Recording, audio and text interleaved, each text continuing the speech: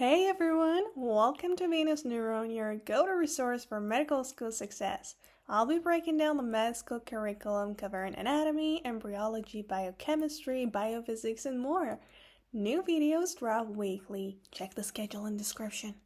And I've got free notes for you. You'll find the link to my Telegram channel below where you can download them. Plus, there's a space in each page for your own notes. Let's make med school easier together. Now in this video, we want to know what is a plexus. What does all those terms such as root, trunk, division, cord, branches, what do they even mean? And what is brachial plexus? What does it do? Now let's get started.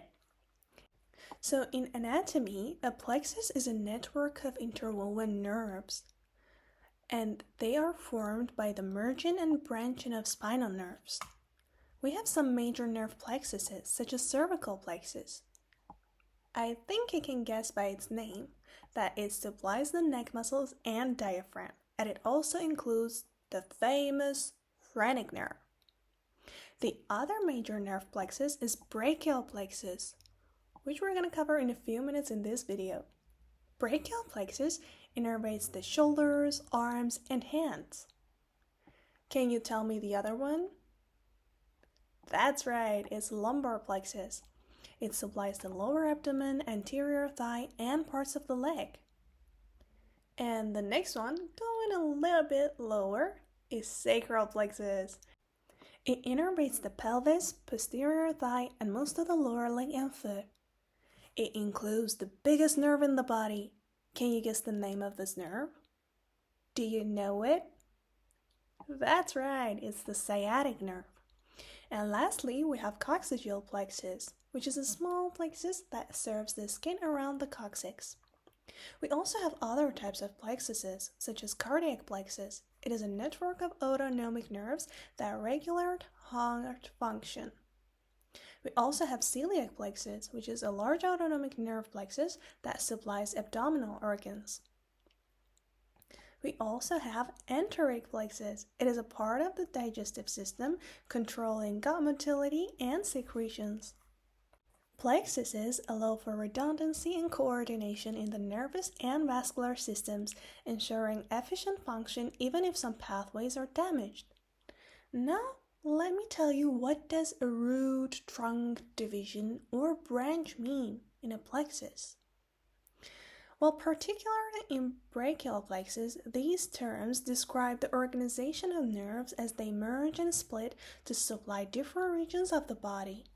Here's what each term means. Roots. These are the ventral rami, which means anterior branches, of spinal nerves that contribute to the plexus. For example, in brachial plexus, the roots come from C5, C6, C7, C8, and T1 spinal nerves. Okay, a tip. Don't forget C8. Some people miss it. Now, what are trunks? The roots combine and form trunks. In brachial plexus, the roots combine to form 3 trunks. We have upper trunk, middle trunk, and lower trunk. I'm going to explain it in a few minutes. Now, divisions. Each trunk splits into an anterior and posterior division. Anterior divisions typically innervate flexor or front muscles, and posterior divisions generally innervate extensor or back muscles. Now, what are the cords? The divisions regroup to form 3 cords, named based on their position relative to the axillary artery. We have lateral cord, medial cord, and posterior cord. Can you tell me what are branches? These are the terminal nerves that arise from the cords and innervate specific muscles and skin areas. Major branches of the brachial plexus are musculocutaneous nerve, median nerve, ulnar nerve, radial nerve, and axillary nerve. If you can memorize them, there's a little cute and funny song at the end of the video. Although I'm a little bit shy to sing it, but anyway, just wait for it. Now let me explain you brachial plexus. Brachial plexus is a complex network of nerves that arises from the ventral rami of spinal nerves C5 to T1. It supplies motor and sensory innervation to the shoulder, arm, forearm, and hand. It rhymes, doesn't it? It is structured into 5 sections. We have roots, trunks, divisions, cords, and branches. Now, what are the roots? The brachial plexus starts with 5 roots, which are the anterior rami of spinal nerve C5 to T1. These roots pass between the anterior and middle scalene muscles in the neck. Now, the key branches from the roots are dorsal scapular nerve, which innervates rhomboids and levator scapulae. The other one is long thoracic nerve, which innervates serratus anterior muscle. Now the trunks of brachial plexus. The 5 roots merge to form 3 trunks: upper trunk, middle trunk, and lower trunk.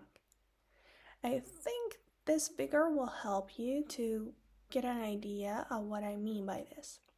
So upper trunk is formed by C5 and C6, middle trunk is only made by C7, and lower trunk is C8 and T1. Now, key branches from the trunks are suprascapular nerve, which innervates supraspinatus and infraspinatus. The other one is nerve to subclavius. Well, hence the name, it innervates subclavius muscle. Wow, what a surprise.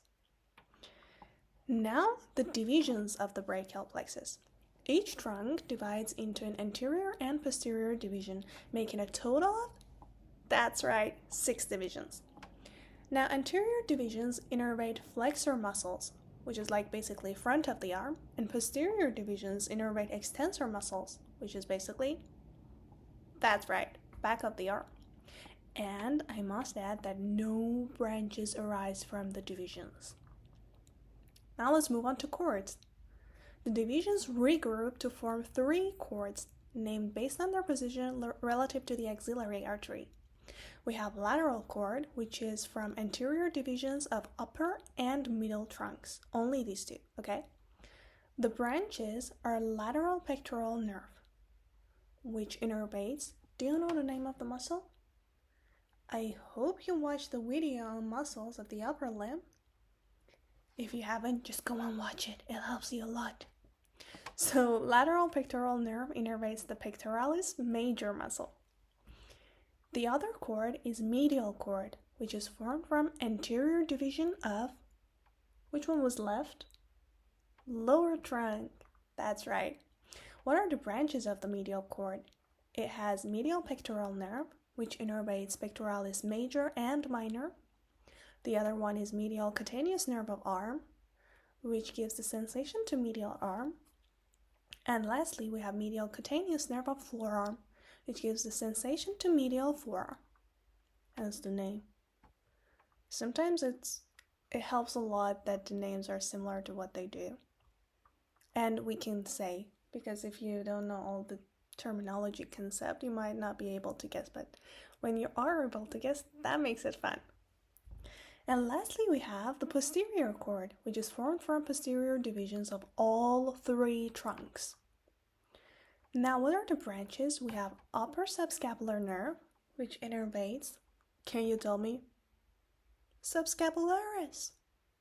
The other one is lower subscapular nerve, which innervates, well, subscapularis and teres major. Okay.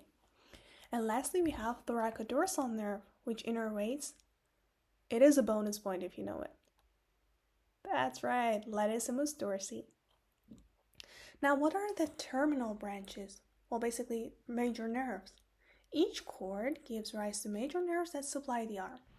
From lateral cord, we have musculocutaneous nerve, which innervates biceps brachii, brachialis, coracobrachialis, and gives sensation to the lateral forearm. Lateral cord also contributes to the median nerve. Now, from medial cord, we have ulnar nerve, which innervates intrinsic hand muscles and gives sensation to medial hand. And it also contributes to median nerve. And from posterior cord, we have axillary nerve, which innervates deltoid and teres minor, and gives sensation to lateral shoulder. We also have radial nerve, which innervates triceps, extensor muscles of forearm and hand, and gives sensation to posterior arm and hand. So, based on what I've said so far, the key point of the brachial plexus is median nerve because it arises from both the lateral and medial cords, supplying most forearm flexors and hand muscles, plus sensation to lateral palm. Let me know if you have any questions so far in the comment section. Now let's move on to the song that I promised. Oh my god, why am I doing this? I have no idea. Okay, this is the brachial plexus rhyme. Here it goes. We have, okay. Roots, trunks, divisions too, chords and branches come to you. C5, C6, C7, C8, T1. That's where all the roots begun. Dum dum da dum. Upper, middle, lower trunks, merge and split, no time for funks. Divisions go their separate way. Anterior root, posterior stays. Ding ding ding. Lateral, medial, posterior chords, named by artery, mark those words. Musculocutaneous, axillary, radial, median, moving rapidly. Last comes ulnar, small but strong, helps your hand work all day long. Bonus nerves, don't be stressed. Dorsal scapula, lung, thoracic S. Okay guys, that was it for today. Let me know if you have any questions in the comment section, if you have any recommendations for new topics to be covered. And as I always say, you can find the slides that I use in the notes, and you can take your own notes and everything. Basically, it's uploaded on the Telegram channel. And lastly, if this video helped you in any way, please hit the like button and subscribe for more videos. And as I always say, we're in this journey together. It is a long journey, but we're together. Stay curious, keep learning, and I'll see you in the next video.